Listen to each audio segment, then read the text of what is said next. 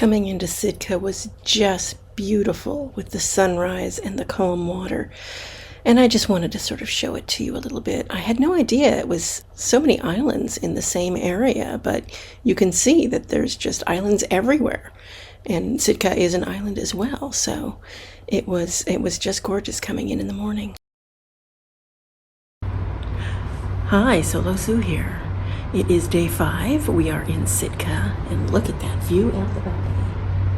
Isn't that gorgeous? So I've already had my breakfast in the Windjammer, and I have to be on the dock at 8:30. It's 8 o'clock now. We just arrived, so they have to clear the ship. And then I'll be doing the Best of Sitka tour. I have never been to this port, so I'm excited. And we'll see what the day brings. It was a Best of Sitka tour that I took. And they took us to 3 places. The first one was the Raptor Rehabilitation Center.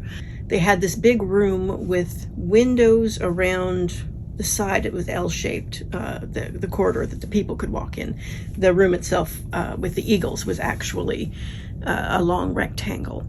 So they had these sort of mesh panels in place so that the eagles couldn't see us, and the glass was one way as well. And that was where they put the eagles when they're basically learning how to fly again. Eagles want to be in the tallest perch, and you can gauge to a certain extent how well they're doing by whether they can handle the higher and more complex perches. They actually, at the very ceiling, have a big rope that's sort of swung between them. And once the eagles start feeling comfortable landing and perching on that, because it moves much like landing on a branch would, then they know that they're getting close to being able to be released back into the wild. So that was really interesting. And then they brought us into like a conference center area and showed us a video. And then they had a woman who works with the birds come in bringing a female bald eagle. Her name was Sitka. And she talked to us about how she was found and basically why she can't be released back in the wild. Entrance is Sitka.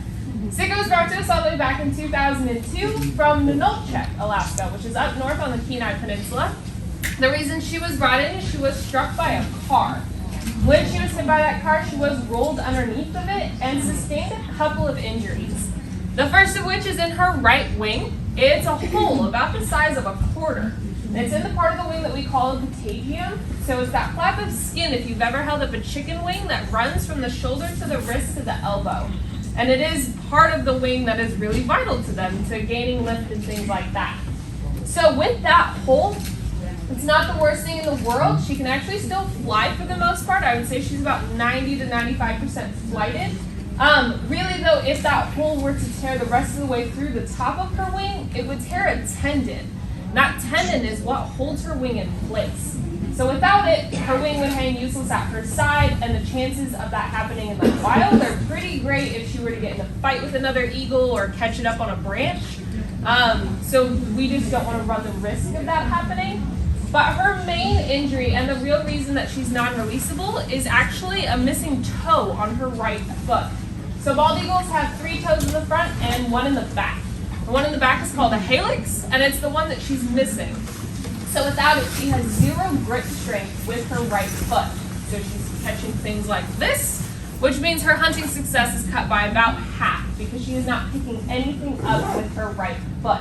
For a bird this big, half the amount of food out there in the wild is just not enough to survive on, and that's why she stays here with us. They are not tame. They tolerate their handlers, is how she put it. She asks permission before she touches the eagle, and she just pays attention to the body language to make sure that the eagle is not going to strike out at her. And she said that as long as you pay attention to that body language, you have a pretty good chance of not being clawed and not being, bitten with the beak. But yeah, it is a risk, of course, handling any bird of prey. And so after they left, we went out of course, through the gift shop. We went out to the outside where they had outside habitats for the birds that were also being rehabbed in various stages. Some were in like a large enclosure that was wire enclosed. So while they still get the weather and everything, and the same thing actually with the flight center that's open to the elements. It's so if it's snowing outside, it's snowing in there and that kind of thing, so that they don't get used to climate controlled environments or anything like that. And so it was very interesting. We saw a lot of eagles, and they also had an owl, and I think a couple of other raptors that were not eagles. But yeah, most of their residents are eagles. So that was quite interesting.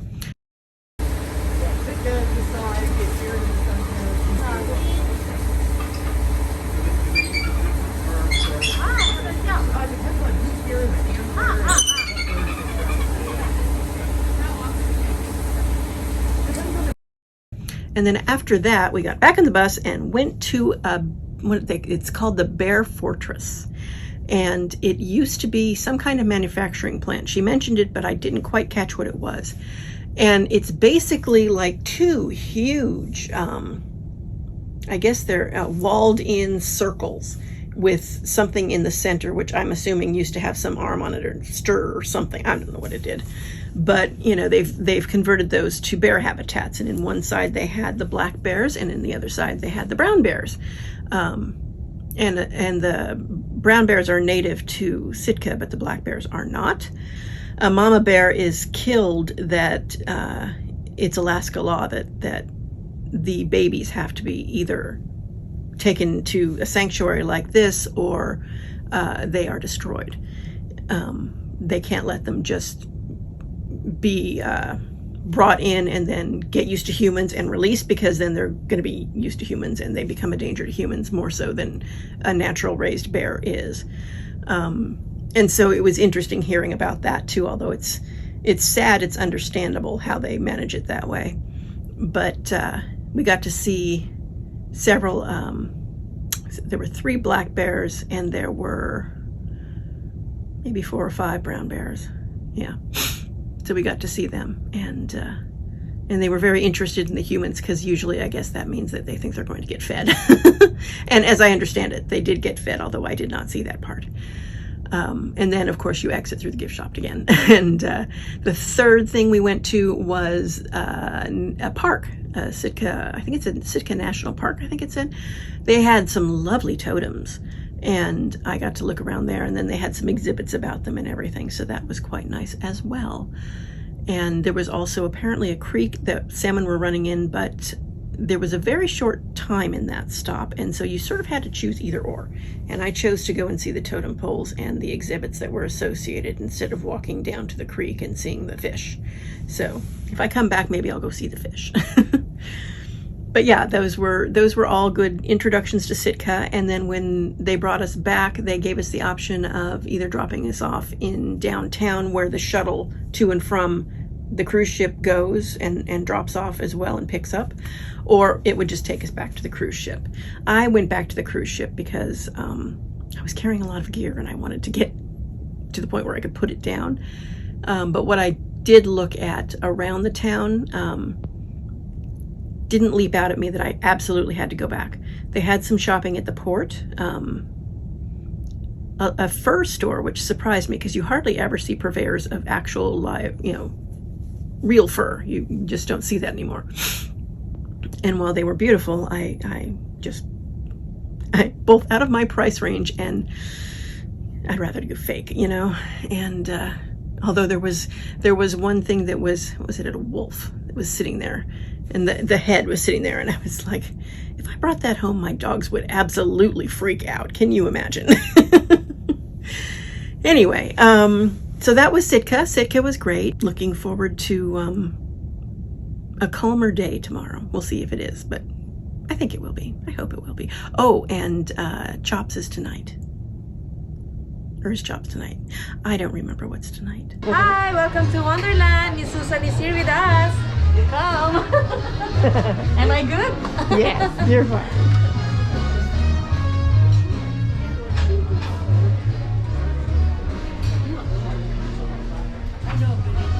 Shall we? Welcome. Good evening, Ma'am Susan. How are you today? Just fine. Welcome to Wonderland. So you find your 5 elements now. Yes. We have element of sun, ice, fire, earth, and sea.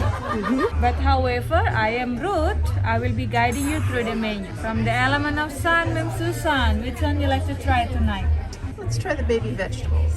And from the element of ice, have you tried the oceanic citruses or sashimi?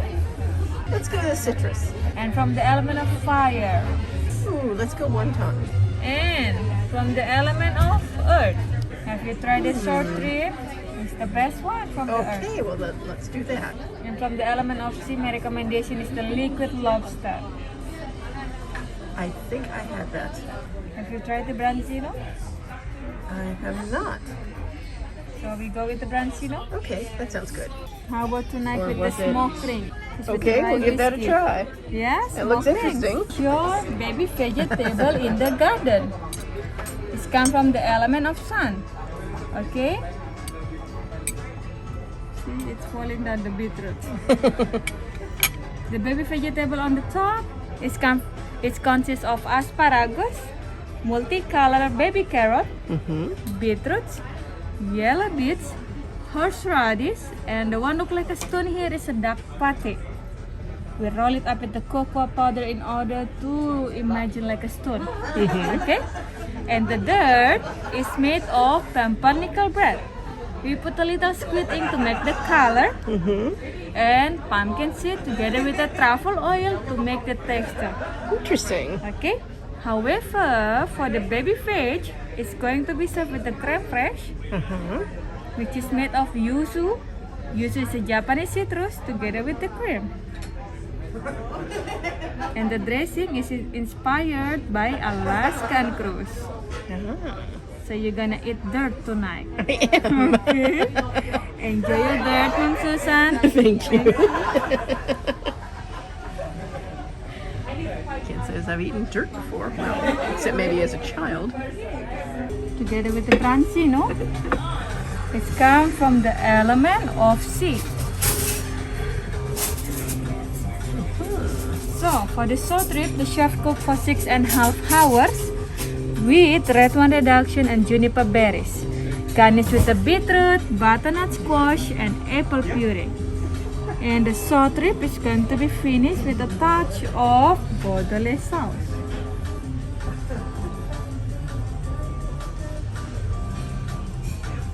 Enjoy, Ma'am Susan. Thank you. You're welcome. And the next one here is the branzino. It's a Mediterranean sea bass. Okay, it's hiding underneath of the crispy square Pullman loaf. Sleeping very nice on top of the basmati rice, which is cooked with the coconut milk. Rich of citrus because we put lemon, lime, and orange juice. And after that, the chef saute again the basmati rice with the sesame seeds, sesame oil, and the bok choy. And for the branzino, it's going to be finished with a touch of tamarind emulsion sauce.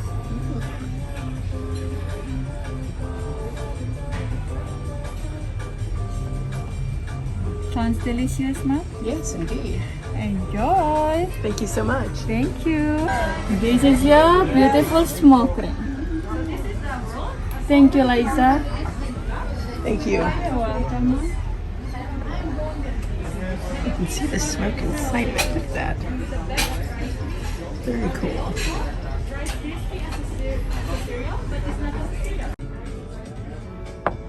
Wow. So this one is the citruses. Okay, let me stand this one. It's come from the element of. I don't know. You gotta stop asking me that. It's come from the element of ice, Ma'am Susan. Okay, because you serve with the ice crust underneath. Okay. Inside of the half lime, you're gonna find the tuna tartar, which is mixed with kimchi, Oh. and served with the yuzu sorbet on the top and the parmesan crackers on the side. How are you going to enjoy this? You finish first the sorbet in order to open up your palate to go to the next adventure flavor inside the lime. Okay? This one is small but it's very powerful, ma'am. Sounds adventure? You're gonna try something different. Yes. Thank you. Thank you. Let me close it before here we Okay. go, Ma'am Susan. The next one here. Look at this. Very cute. It's a forbidden apple. Okay? It's come from the element of sweet dreams. The apple is forbidden, but it's edible, ma'am Sue, yeah? Don't be scared. So it's made of blackcurrant and blueberry mousse, covered with the raspberry glaze, and served with the cookie scrum and the yogurt ice cream on the side. Inside of the apple, you're gonna find the hidden lemon curd, together with the coconut cookies on the bottom. Okay, so enjoy your forbidden apple. Thank you. You're welcome, Sue.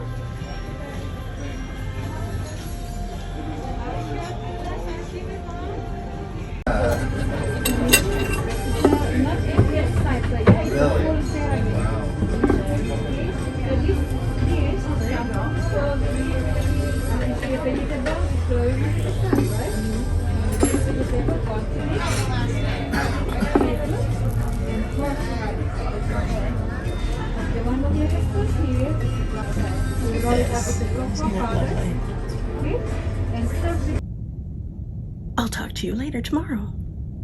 Solo Sue signing out.